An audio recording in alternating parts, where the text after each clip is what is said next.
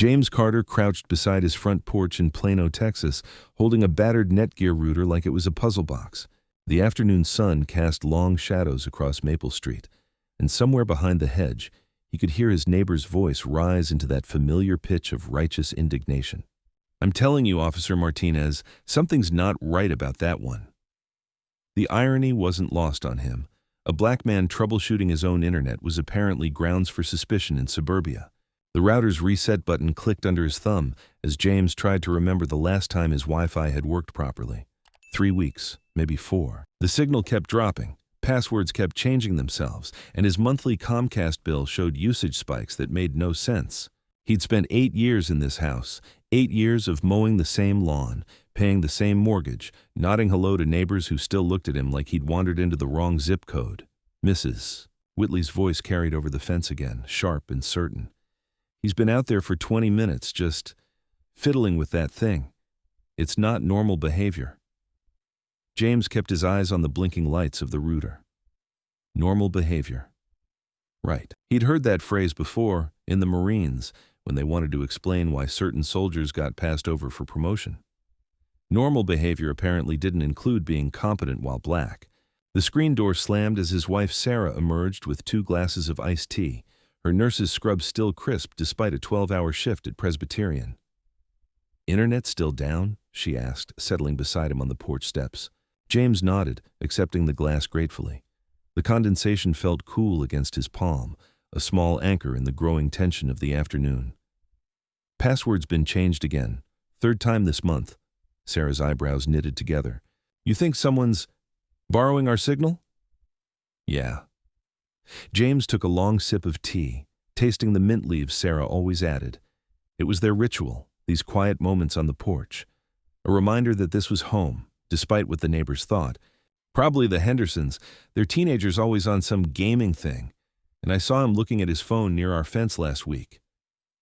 The white Netgear router sat between them like evidence in a trial. James had bought it 3 years ago when they'd first moved to Plano, back when he'd thought a better neighborhood meant better neighbors. The router had been reliable then, steady green lights, strong signal, no drama. Now it felt like everything else in their life. Functional but fragile, working despite the obstacles. Mrs. Whitley appeared at her front door, phone pressed to her ear, her gaze fixed on James with laser precision. She was talking fast, gesturing toward their house with the kind of urgency usually reserved for actual emergencies. James felt Sarah's hand find his arm, a gentle warning to stay calm.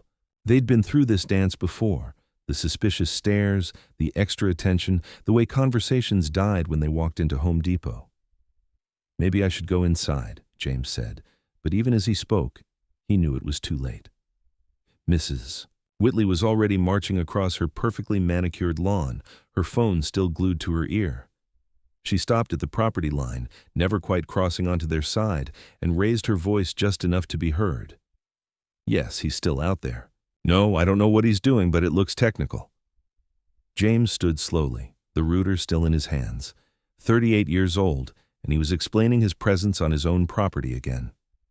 "Afternoon, Mrs. Whitley. Just fixing our internet." His voice stayed level, professional a skill, learned through years of customer service jobs and military discipline. "Kill them with kindness," his father used to say. "Make them work harder to hate you." "Mrs." Whitley's eyes narrowed. That's your router?" The question carried the weight of disbelief, as if the concept of James owning anything technological was fundamentally impossible.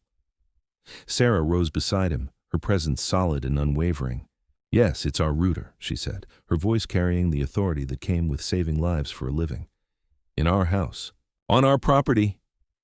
The silence stretched between them, broken only by the distant hum of air conditioners and the soft beep of the router finally connecting to the network. James glanced at the display full bars, password reset, connection restored, problem solved. But Mrs. Whitley was still on the phone, still talking, still convinced that something wasn't right about the black man fixing his own internet. James set the router down carefully, his movements deliberate and calm. He'd learned to make himself smaller in moments like these, to move with the kind of precision that couldn't be misconstrued as threatening. The afternoon light caught the screen of his phone as he pulled up the Wi-Fi settings, showing the network name he'd chosen 3 years ago. Carter Family Home. Simple, honest, invisible to anyone who wasn't looking for reasons to be suspicious. Two police cruisers turned onto Maple Street with the kind of casual authority that made James's stomach tighten. No sirens, no rush, just the steady approach of officers responding to a suspicious activity call in suburbia. Sarah's hand found his again, her fingers intertwining with his in a gesture that spoke of practice, of too many moments like this one. Officer Martinez emerged from the first car, his uniform crisp despite the Texas heat. Behind him came Officer Johnson, younger, eager, hand resting casually on his radio. They approached with the measured pace of men accustomed to being in control, their eyes scanning the scene with professional detachment. James kept his hands visible, the router and his phone in plain sight, another skill learned the hard way. "Good afternoon," Officer Martinez said, his tone neutral but watchful. "We got a call about someone tampering with network equipment in the area. You folks know anything about that?" His gaze moved between James and Sarah, then settled on the rooter sitting on the porch steps. The question hung in the air like humidity, thick and uncomfortable. James felt the familiar weight of being presumed guilty until proven innocent. "That's our rooter, officer. I was resetting the password. Been having connectivity issues." He gestured toward the house behind them. The American flag Sarah had hung from their front pillar, the garden she'd spent 3 years cultivating. Evidence of belonging, of investment, of home. Officer Johnson stepped closer, his eyes fixed on the router's blinking lights. "Mind if we take a look at that device?" The request wasn't really a request. It carried the weight of authority, the implicit understanding that refusing would only make things worse. James nodded, stepping back to give them space, his jaw tight with the effort of staying calm. Mrs. Whitley hovered at the edge of the scene, her arms crossed, her expression vindicated. She'd done her civic duty, called in the suspicious activity, protected the neighborhood from what exactly? A man troubleshooting his own internet connection? But her certainty never wavered. Her conviction that she'd been right to call never faltered. Officer Martinez examined the router with the careful attention of someone who knew enough about technology to be dangerous. He checked the model number, the serial number, the network name displayed on the screen. His partner took notes, documenting everything with the thoroughness that turned ordinary moments into potential evidence. "This is your house?" Officer Johnson asked, pen poised over his notepad. The question should have been simple, but it carried undertones of skepticism, as if the idea of James owning property in Plano was somehow questionable. Sarah stepped forward, her nurse's badge still clipped to her scrubs, her voice steady with professional authority. "Yes, it's our house. We've lived here for 8 years. James watched the officers process this information, saw the moment when their assumption began to shift. 8 years wasn't transient. 8 years meant mortgage payments and property taxes and homeowners insurance. 8 years meant belonging, whether the neighbors liked it or not. But Mrs. Whitley was still standing there, still convinced she'd uncovered some kind of conspiracy. Officer Martinez's radio crackled to life, the dispatcher's voice cutting through the afternoon tension. "Unit 47, we have a domestic disturbance on Elm Street, priority 1. He glanced at his partner, then back at James and Sarah. The moment stretched, balancing on the edge of escalation or de-escalation, waiting to see which way it would fall. "Look," James said quietly, "I know this looks weird from the outside, but it's just our internet.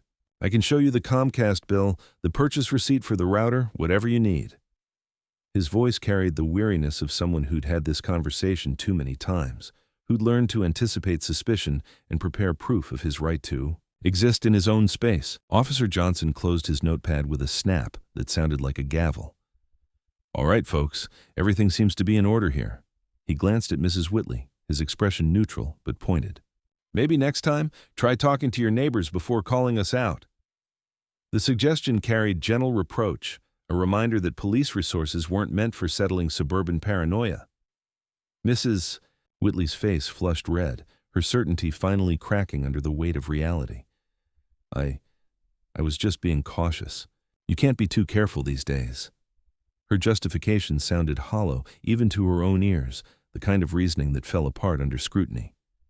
She retreated toward her house, her righteous indignation deflating like a punctured balloon. The officers returned to their cars, their report already being filed away as another non-incident in suburbia. James watched them drive away, feeling the familiar mixture of relief and exhaustion that came with surviving another encounter. Sarah's hand squeezed his, a silent acknowledgement of what they'd just navigated together. The router sat on the porch steps where they'd left it, its lights now blinking steadily green. Connection restored, password reset, problem solved. Such a simple thing, fixing internet connectivity.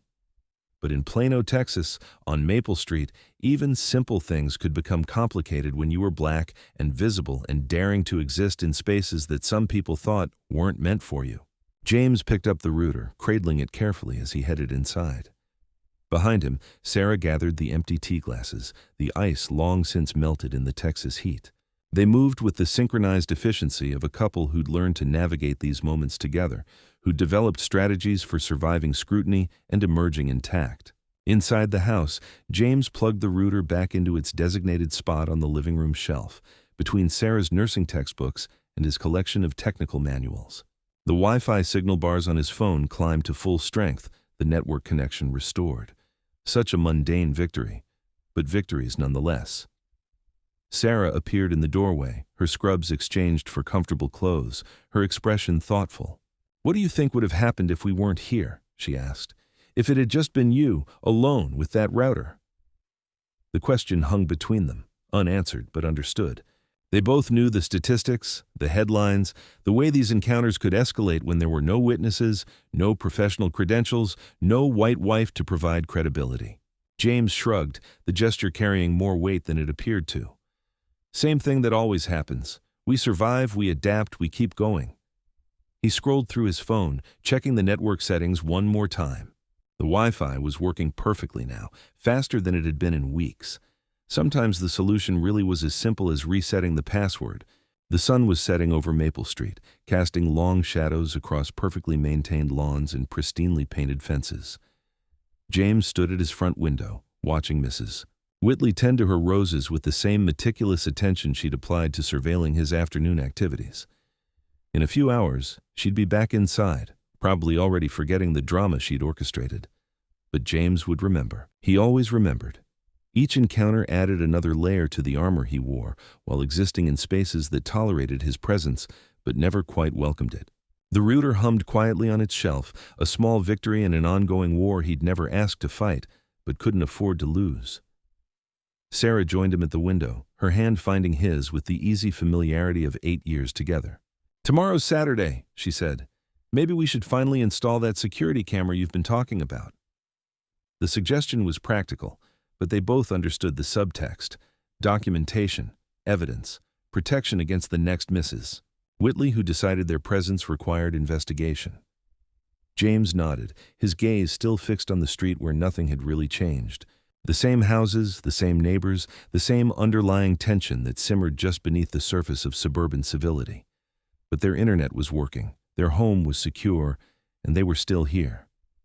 Sometimes, that had to be enough. The router's lights blinked steadily in the gathering darkness, a small beacon of connectivity in a world that seemed determined to keep them isolated. James smiled slightly, remembering his father's words from years ago. "Son, they can question your right to be somewhere, but they can't question your right to belong somewhere. Just make sure you know the difference." Tonight, surrounded by the familiar comfort of their own home, James knew exactly where he belonged.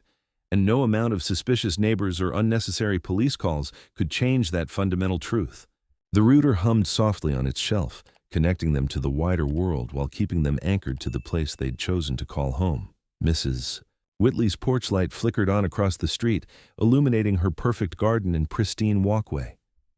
James watched her disappear inside, already planning tomorrow's surveillance from behind her lace curtains. But tonight, for the first time in weeks, his internet was working perfectly. And sometimes, in suburbia, small victories were the only ones that mattered.